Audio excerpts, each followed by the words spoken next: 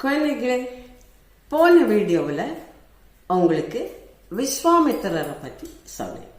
தன்னோட அற்புதமான தவ வலிமையினால ஒரு உன்னதமான இடத்தை அவர் அடைச்சார். மகாமுனியான வசிஷ்டர் வாயால பிரம்ம ரிஷிங்கிற பட்டம் பெற்றார்.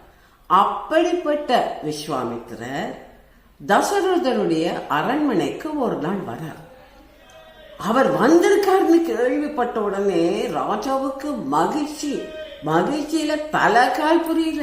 ஒரே பரவசமாயிருந்தவருக்கு, ஐயோ, இப்படிப்பட்ட முனி சிரேஷ்டரோட பாதம் என்னோட அரண்மனையில படுறதுக்கு நான் என்ன புண்ணியம் பண்ணியிருக்கணும்னு சொல்லி ஓடோடி போய் ஏதோ கடவுளே நேர்ல வந்த மாதிரி அவருக்கு போய் வரவேற்பு கொடுக்கிறார். ராஜ வரவேற்பு கொடுக்கிறார்.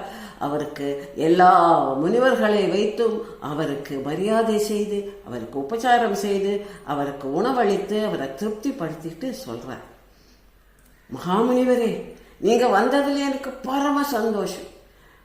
எனக்கு என்ன சொல்றதுனே தெரியல. இப்படிப்பட்ட பாக்கியம் எனக்கு கிடைக்கும்னு நான் கனவுல கூட நினைச்சு பார்க்கல. அப்படிப்பட்ட உயர்ந்த மனுஷன் நீங்க என்னை பார்க்க வந்திருக்கிறீர்கள். இதற்கு நான் என்ன செய்வது உங்களுக்கு கைமாறுன்னே தெரியல. நான் இப்போதே உங்களுக்கு வாக்கு தரேன். நீங்க என்ன கேட்டாலும் நான் செய்வேன்.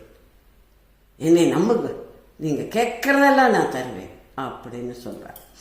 அப்போ விஸ்வாமித்திரர் சொல்றார், ரொம்ப சந்தோஷப்படுகிறேனப்பா. நீ இப்படி செய்வதில் ஆச்சரியம் ஒண்ணும் இல்லை. ஏன்னா நீ இஷ்வாகு குலத்துல பிறந்தவன். தவிர உன்னோட ஆச்சாரியர் யாரு? மகாமுனியான வசிஷ்டர். அப்படிப்பட்ட பேக்ரவுண்ட் இருக்கிற நீ இப்படி நல்லவனாத்தான் இருப்பாய், மிக உயர்ந்த ராஜாவாத்தான் இருப்பாய்ங்கிறதுல சந்தேகமே இல்லை.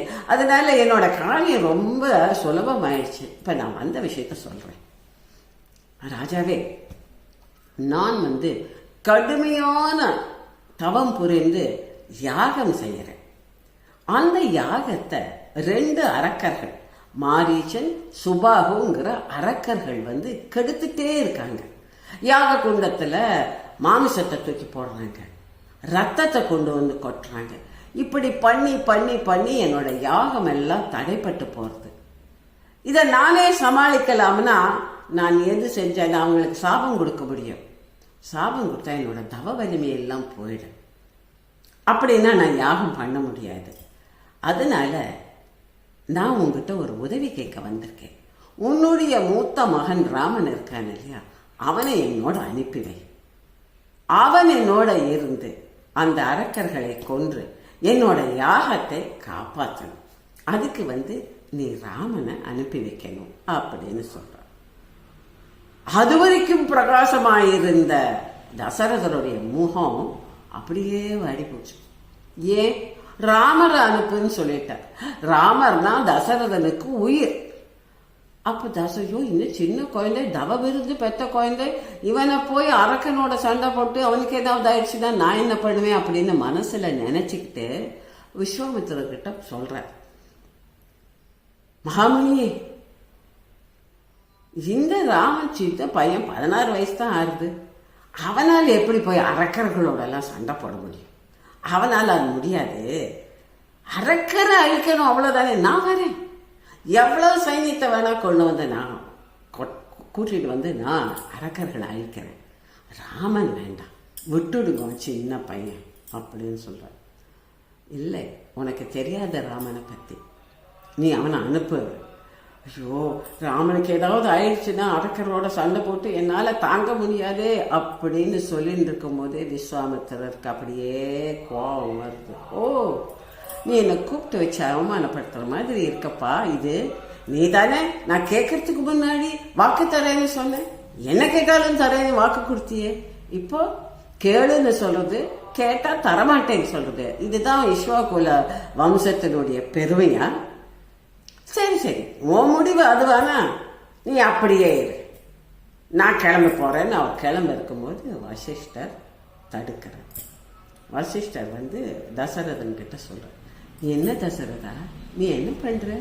நீ தானே வாக்கு கொடுத்த. அவர் என்ன கேட்டாலும் தரேன்னு வாக்கு கொடுத்த இல்லையா? எப்படி நீ வாக்க மீறலாம்? அதை தவிர ராமரை நீ யாரோட அனுப்புற? இப்படிப்பட்ட முனி சிரேஷ்டனை நீ எந்த இடத்துலயும் பார்க்கவே முடியாது. அவர் யாரு? தவத்துக்கே இலக்கணம்.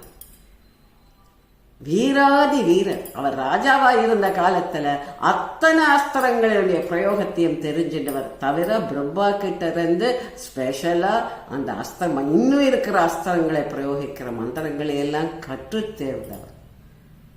அவர் 3 காலமும் அறிஞ்சவர். நிகழ்காலம், இறந்த காலம், எதிர்காலம், 3 காலமும் அறிஞ்சவர். அவருக்கு இணையான முனி சிரேஷ்டர் யாருமே கிடையாது. அவர் கூட போனா அமிர்தத்தை அக்னி சக்கரை காப்பாத்துற மாதிரி உன்னுடைய ராமனை காப்பாற்றுவார். உனக்கு இதில் என்ன சந்தேகம்? ஏன் இப்படி இருக்க? நீ ராமரை அனுப்பி வைப்பதால் ராமனுக்குத்தான் பெருமை. விஸ்வாமித்திரருக்கு அந்த அரக்கர்களை எல்லாம் டேக்கிள் பண்ண தெரியாதா? ஒரு நிமிஷம் அவரே உன் இடம் தேடி வந்து உன் மகனை அனுப்புனா அது உன் மகனோட நன்மைக்குன்னு புரிஞ்சுக்கோ. மாட்டேன்னு சொல்லாத அப்படின்னு அட்வைஸ் பண்றேன். அப்பதான் கொஞ்சம் தசரதனுக்கு புத்தி தெளியும். புத்தி தெளிஞ்சு சரி நான் அனுப்புறேன் அப்படின்னு சொல்றேன். போ. 2 கூடவே வசிஷ்டர் சொல்றார், நீ ராமனை தனியா அனுப்ப வேண்டாம், லக்ஷ்மணனையும் சேர்த்தி அனுப்புது. ராமனும் லக்ஷ்மணனும் புறப்படுறதுக்கு ரெடியா வந்து பெற்றோர்களை நமஸ்கரிக்கிறாங்க, வசிஷ்ட மகாமுனியை நமஸ்கரிக்கிறாங்க. எல்லாரோடைய ஆசீர்வாதத்தையும் பெற்றுக்கொண்டு விஸ்வாமித்திரரோட சேர்ந்து போறாங்க. உலகத்தையே, இன்னொரு உலகத்தையே நிர்மாணிப்பேன் என்ற உறுதியும் என்ற வலிமையும் இருந்த ஆச்சாரியரோட அரக்கர்களை எல்லாம் அழிப்போம் என்ற உறுதிப்பாட்டோட மாணவர்கள் 2 பேர் போறாங்க. இந்த காட்சியை பார்த்து எல்லோரும் சந்தோஷப்பட்டாங்க. தேவர்கள் பூமாரி பொழிந்தார்கள்.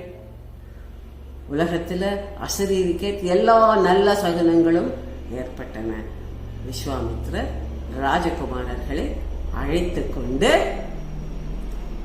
தன்னுடைய இடம் நோக்கி புறப்பட்டு சென்றார். அங்க போய் என்ன பண்றார் பார்க்கலாம்.